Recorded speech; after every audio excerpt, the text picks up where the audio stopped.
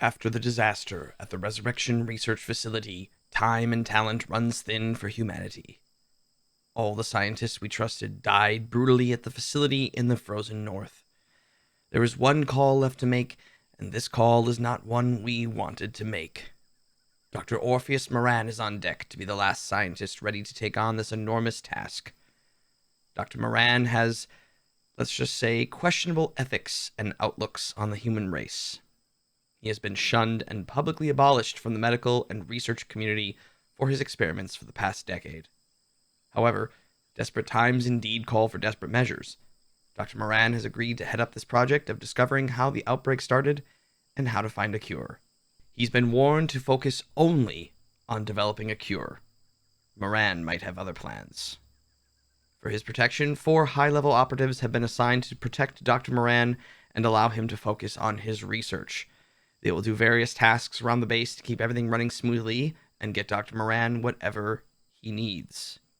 Seeing the incredible resilience of the cold from the zombies at the pole, we focus our efforts on setting up a base at the equator in hopes this slows down the movement and keeps them at bay during the day's sweltering heat. Hey everybody, it's JJamJim, and welcome to the Redemption Research Facility Reloaded edition. So, last time, if you were following along, we did was it 2 episodes? Or was it even just 1 episode of this sort of sequel to the Resurrection Research Facility? Right after that episode was dropped, then 1.3 was released along with Ideology, and so this sort of got put on the back burner, and I decided to stop the playthrough because I wanted to make sure that we explored Ideology and kind of took a look at it and see what that might be like. And turns out that Ideology, I think, is going to work really, really well for the reloaded edition of this playthrough, because Dr. Maran is kind of starting his own cult here. And so I decided that we were indeed going to do that very thing with Dr. Maran. And I'm going to show you right off the bat here as we show where we are located. I put us back on a big river. I think we were on a big river last time. And so I kind of wanted to explore using some river power and, yeah, living in this jungle environment. So all the same rules were set up as last time. The mod list is essentially the same as well. No real changes to any of that stuff. It's essentially the same characters, the same mod list. All that will be listed in the description below. Along with that, I will show you what I have planned for our Ideology. So let's take a look at our Ideology, which is Orpheus Biorobotics. And so the architects are the gods that we were always waiting for. Technology allows humans to be more like the architects. Someday the architects will depart. Only those who are sufficiently augmented will be allowed to go with them.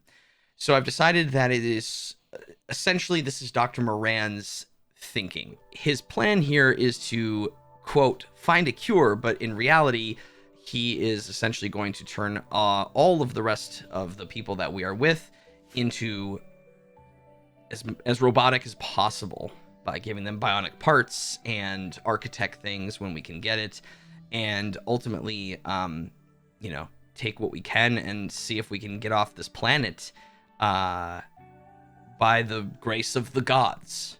So Dr. Maran himself is absolutely loaded with architect parts, because that is what the gods want, at least to his thinking.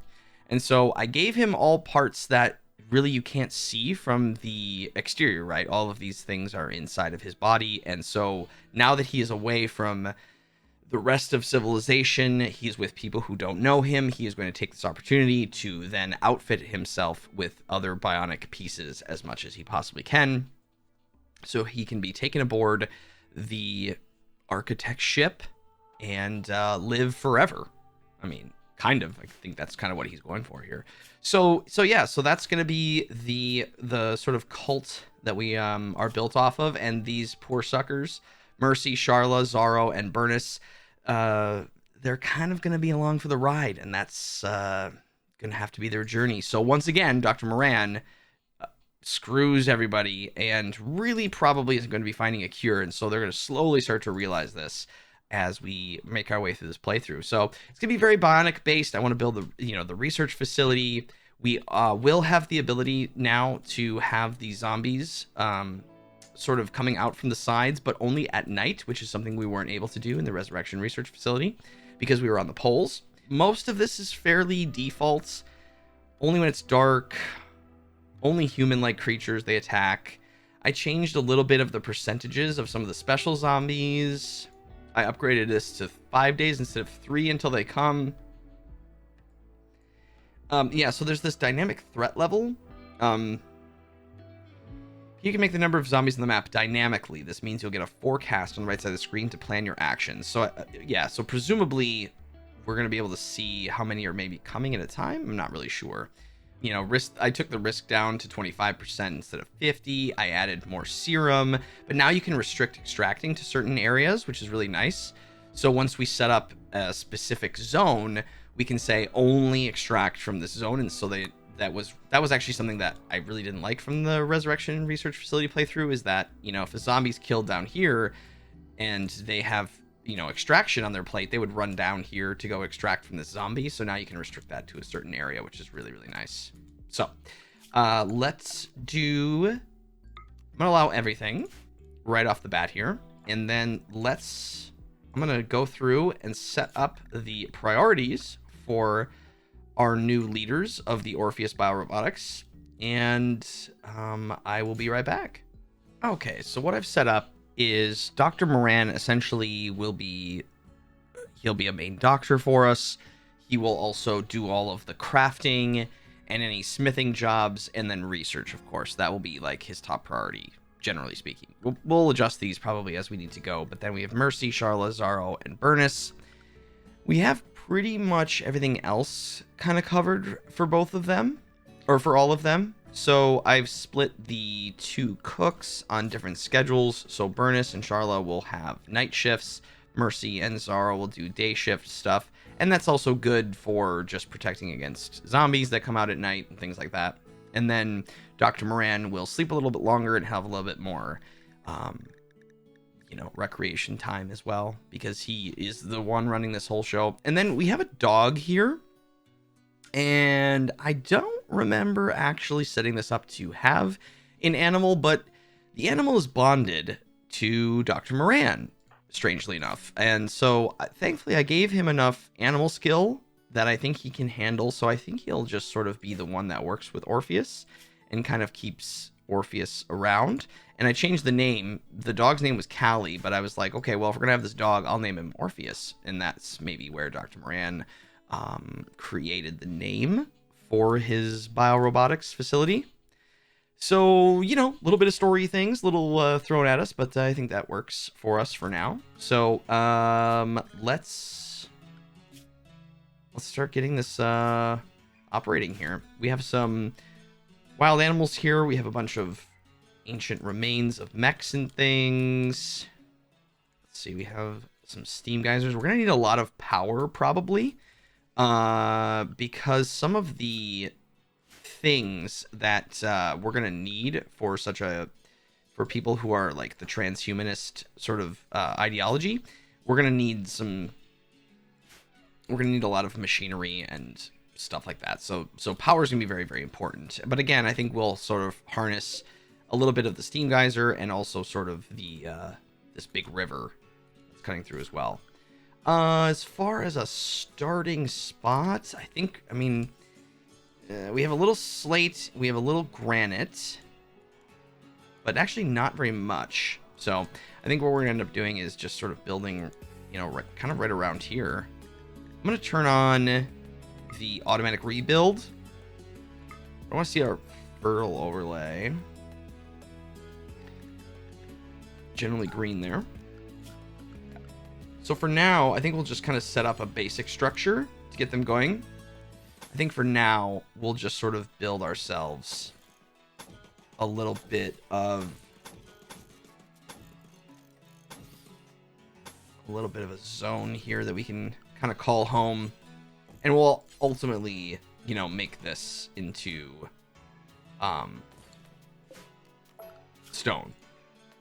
But we just don't have that luxury just yet. So we'll do that, and then I'm going to just place down a very simple stockpile so they can bring stuff here.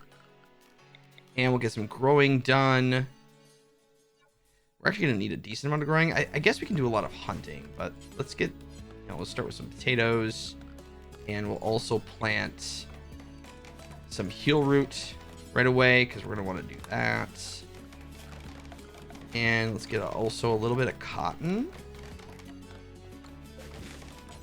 I think we have year-round growing, so it's not like we're on a time crunch for any of that, but we just want to make sure that we have enough for everybody. We're gonna want beds right away as well. I did install the outdoor lighting so we can get floodlights and stuff, which I think will be really, really cool when we build our perimeter wall around all this. But yeah, I think we may end up having to contain the river. I think I'm gonna look into another a heavy bridge mod. Okay, so they're making quick work of that. Let's get some beds to start with.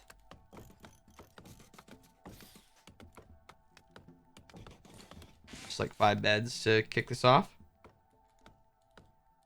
Probably want to chop some more trees. We should have plenty of wood. We're gonna want to get. I want to get all this hauled in as well. Especially like all these components.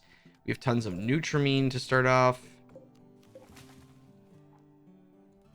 And also these advanced components, certainly. I'm going to make a stockpile outside for like building materials. So this will be for stone blocks, jade, gold, steel. I just don't want this stored inside for now. Steel, uranium. Yeah. And then this won't hold any of that. Yeah. Just keep electronics and stuff like that inside. 4 days and 14 hours. Oh, we need recreation. Just for now. We're going to want a table so they can eat. Yeah, like a 2x2.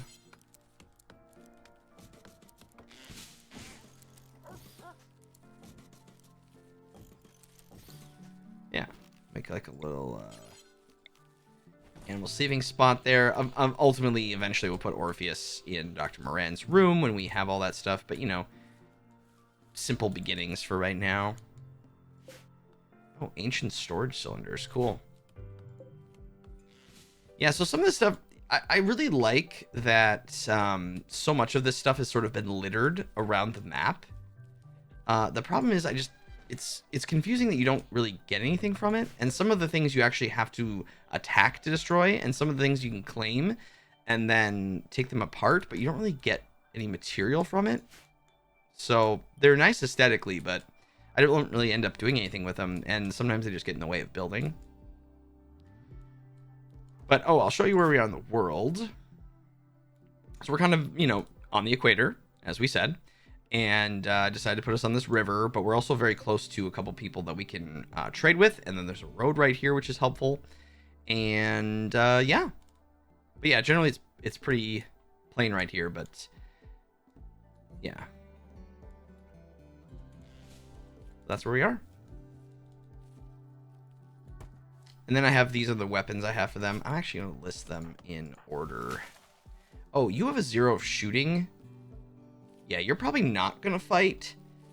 But I'm going to equip you with a gun just in case. But I think Charla's our top. Oh no, Mercy's technically our top shooter. No, actually Zaro is. But Charla is going to be our main hunter, which is why I gave her the sniper rifle. Oh, wait, no, Charla. Oh, no, you are not the main hunter because your handle skill is not good. So maybe Zaro should have the sniper rifle. Which I just realized. Charla.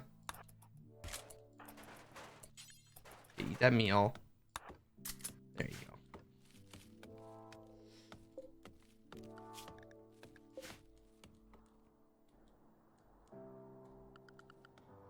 So, some of the people already have... Yeah, like, Zaro's got a spine. Oh, already in a food binge, huh? Why are you upset? Because you slept in the heat.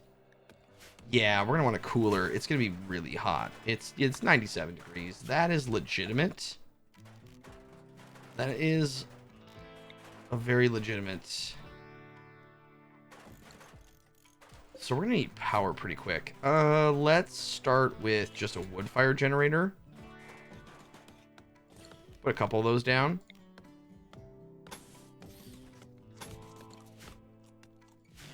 We have the components and the steel to do it, so. Yeah, I don't want them. It's 100 degrees. So, because the dusters help a little bit. But yeah, it's pretty hot. It's pretty hot. Okay, we're getting some beds built.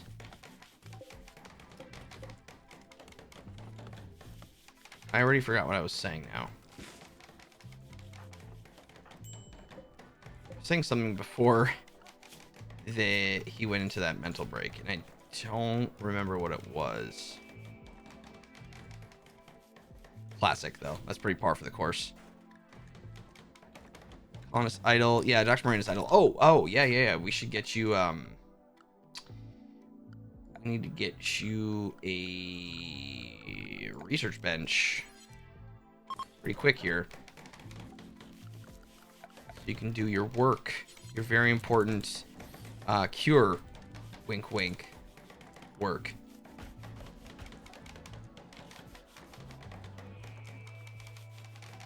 Spending a lot of time. Who's all the constructors? Oh, there's only 2 of you that are good at this. Charlotte's sleeping because she's on a night shift. Yeah. Okay.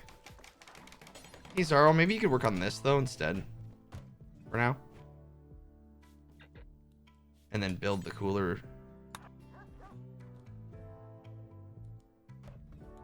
There's always a bottleneck of the building process right at the beginning. We're going to want to start making blocks, too. Actually, we should do that. Crafting. Let's get the Stonecutter's table out here. I know it's bad temperature, but... Okay, Zaro, you're going to eat that. Great, can you work on this then? And then I believe... Yeah, so Zaro is like our hauler. He's kind of incapable of a bunch of things, which is good. He will construct mine and then haul.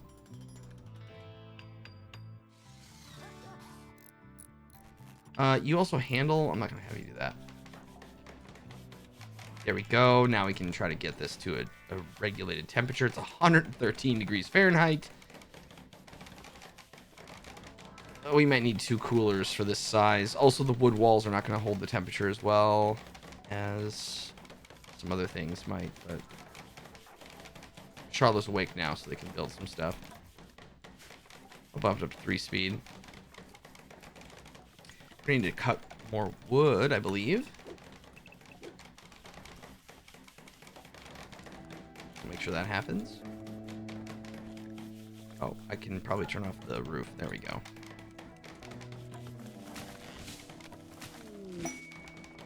A masterwork dining chair. Okay, good. Furnace is snapped out. Combination danger right there. Got a bunch of monkeys sleeping by ancient vending machines.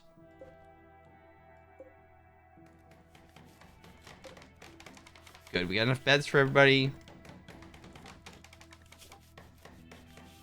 Charlotte's construction isn't great, but she'll get better at it pretty quick. Okay, we did get it to 71 in here. That's pretty good. For this size of a room, and it's only 88 right now. Okay. Whoa, whoa, whoa, whoa, whoa, whoa, what was that? Oh no. Dr. Maran wooed Charla by playfully making fun of her stylishness. Oh boy. That's actually something I did not think about.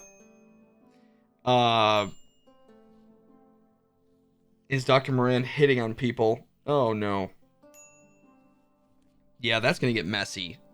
Especially when they start to realize that he's sort of like an insane monster. Well, you know. Slate. Okay, so slate and granite. Let's work on slate first. Do we have 500 on pause at like 300? And we'll do the same with granite.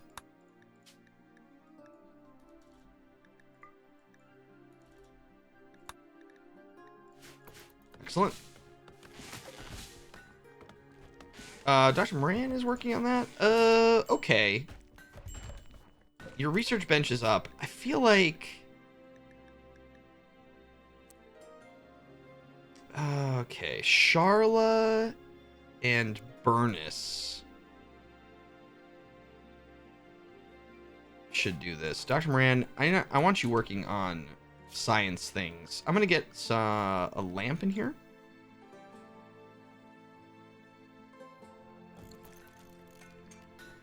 Oh, we have wall lights. Actually, I'm going to do a wall light. And then I can run this conduit through here.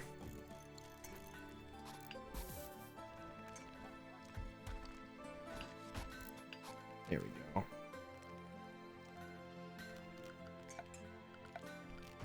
Well, I guess I'm cool with like a standing lamp. Maybe up there.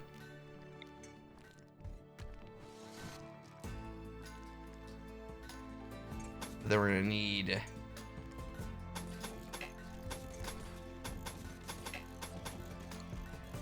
some awkward conduit. Okay, so we're gonna be able to do this. Wait, Dr. Maran. Oh, because I haven't told you what to research yet. Let's go first for watermill. Yeah, that's gonna be a first thing to do here. And you should blow through that pretty quickly, but then we can start getting power from this river. And that will be great.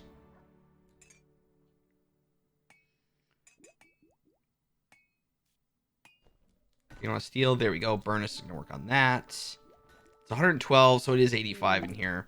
Yeah, we're going to need another cooler. We have Gray Toad coming to visit. So interesting. How is he going to get here? We should probably see how they're going to path. Yeah, so that is considerably slower. Oh, okay, that's right. You can walk through deep water now. It's just your walk speed's 24%, where it's 30% in the shallow. That's right. But I don't think... So I haven't built on water in a long time. I don't think you can build bridges. Oh, you can build bridges in deep water. But with the basic bridges, I can't put anything more than a wooden wall on it. I'd like to build more than a wood wall. So I might look into see if there's a bridge mod that has been updated. Because I think it would... I want to build on the water, but I want to build... on the water, but I want to make sure that's not out of wood. So...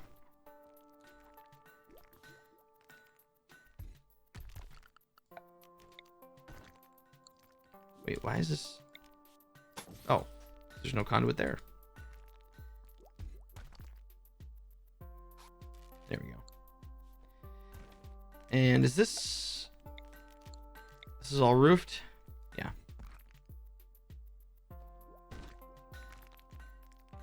Very good.